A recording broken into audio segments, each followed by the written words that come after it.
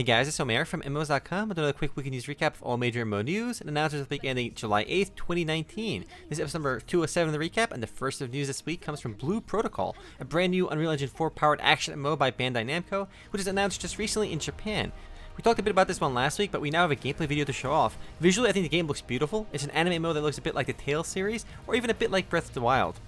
Nowhere on the business model just yet, but it'll be available on the PC with the beta test happening in Japan on July 26th, which will run for 3 days. Only 5,000 spots are available in the beta as well. And of course, given that it's just running the beta in Japan, there's no word on any kind of international release just yet, but I suspect if the game does well in Japan, it'll make its way over to the West. It is pretty cool to see new PC games announced in an era where mobile games are taking over the world. And speaking of mobile games taking over the world, Capcom and Gung Ho Online Entertainment released a brand new free-to-play collectible card game called Teppen this last week, out of nowhere, which features all the iconic Capcom characters from Ryu to Mega Man to Dante. While the mobile card game market remains extremely competitive, think Hearthstone and Shadowverse just named 2 titles, Teppen aims to differentiate itself with real-time battles and over-the-top attack animations. The game is mobile only though, but those who want to play on the PC can do so through an Android emulator. I personally recommend either BlueStacks or Nox. I've played with both and they're both solid. Next up, Blacksquad Online is launching on the PS4 on August 22nd with pre-orders available now. ProBliss boasts that the game now has over 20 million registered users across PC, Xbox, and mobile, and the number will only rise after the PS4 launch. Though I suspect this 20 million figure is a bit deceptive because it likely includes mostly mobile users. And as with the Xbox, PS4 users will be able to play on their own separate servers.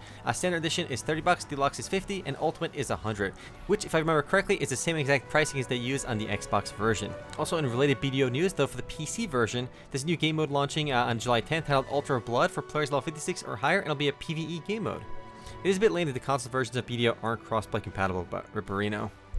Up next, World of Warcraft Classics beta ends on July 12th, with in-game events scheduled for closing day. The beta is ending after 7 weeks of testing and 17,000 bug reports. The next scheduled test is a stress test on July 25th and 26th in preparation for worldwide release. Actual Classic WoW releases is still set for August 27th, 2019, and then Classic WoW will be one of the biggest MMO launches of the year, despite it really being a vanilla version of an existing game. I'm excited to see just how big vanilla gets, and plan to check it out for myself too. I think Classic WoW could definitely reinvigorate WoW's subscription numbers. Next up, Aion 7.0 is launching on July 10th for the Gameforge version of the game and includes a new Painter class, the Doomha region, and tons of new quests, a new dungeon, and more. The biggest highlight, of course, is the new Painter class, which seems like a neat concept for a new class, and it's not just another generic character. It's weird that the EU Aion and US Aion are split up. Gameforge published the EU version, and NCSoft themselves handles the US version, but this just ends up splitting the player base and creating a worse experience for players, but that's the way it is. Up next, Elder Scrolls Online is set to release the Scalebreaker Dungeon DLC along with Update 23 later this August. The new DLC includes 2 new PvE dungeons, Moongrave Fane and Lair of Marsalok, while Update 23, which is free for everyone, includes quality of life improvements, fixes, and balance changes. While ESO is buy to play, the game does have a lot of DLCs, but all the actual updates themselves are free for everyone, but then all the expansions and DLCs have to be purchased. But if you do subscribe to the game, you get most of these goodies in your subscription. ESO is still one of the biggest MMORPGs in the West after World of Warcraft, RuneScape, and Final Fantasy XIV. Next up, while the Western version of Astellia ended its first round of closed beta testing earlier last week, the Korean version of the game introduced the Colosseum, and despite its name, it's not a PvP-related game mode. Players enter the Colosseum and take on waves of ever-increasing difficulty enemies.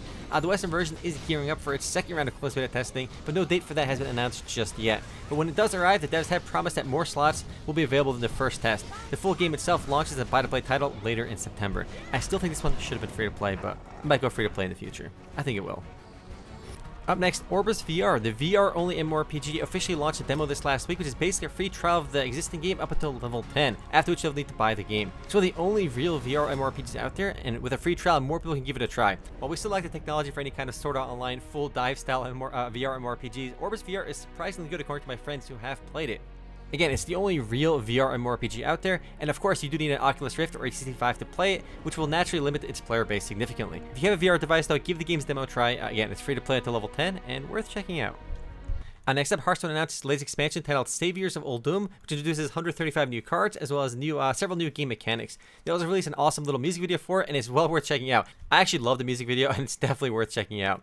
Hearthstone remains the most popular online card game out there, but it has had a rough year. If you remember a few months ago, I mentioned that revenues were down nearly 50% year over year. Still, despite the slowdown, Hearthstone is still huge. Saviors of Uldum launches on August 6th, and as with any other Hearthstone expansion, you can pre-order it right now for some exclusive bundles. Next up, the free-to-play Korean lobby shooter Blacksquad officially left early access this last week after spending a cool 2 years there. Blacksquad is one of the most popular games of its kind and has helped kill off games like Alliance of Valiant Arms and sucked away players from other titles like Combat Arms. It currently averages a bit over 2,500 players online at a given time, according to Steam charts. I played this one a decent bit, and it's actually not bad. Way more polished than other Korean lobby shooters, but I don't think it can ever compete or kill CSGO, which at least in the West is the premier competitive FPS.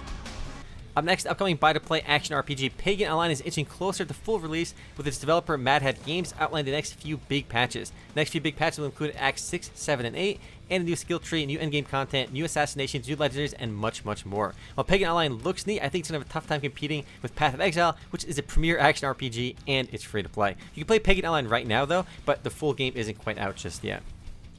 Next up, a small bit of news for old school RuneScape. Players overwhelmingly voted down proposals by Jagex to expand the game's partnership program, such as the one they ran with Twitch Prime, to introduce more players to RuneScape. And the reason players voted it down was they were afraid that these might eventually lead to microtransactions in the game. And as you know, RuneScape has a polling system where any major change to the game is done through in-game polls. Players must approve them before Jagex implements them. And because this was voted down by 70% of players, Jagex came out and said they will not be adding any more partnerships that involve in-game items or cosmetics without player approval first, which is really cool. So everything has to go through the player base first before it gets implemented, which is a neat process. It would be cool to see other games do something similar.